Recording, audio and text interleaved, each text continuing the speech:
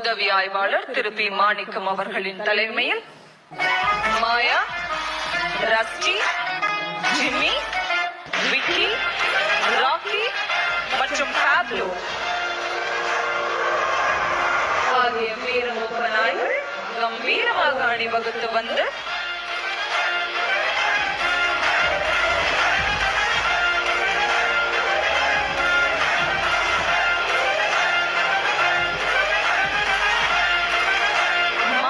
தமிழ்நாட்டின் முதலமைச்சர் அவர்களுக்கு தங்களது மரியாதையை செலுத்துகின்றனர். இந்த கம்பீரமான அணிவகுப்பிற்கு உங்கள் கரவொலியை வழங்குங்கள்.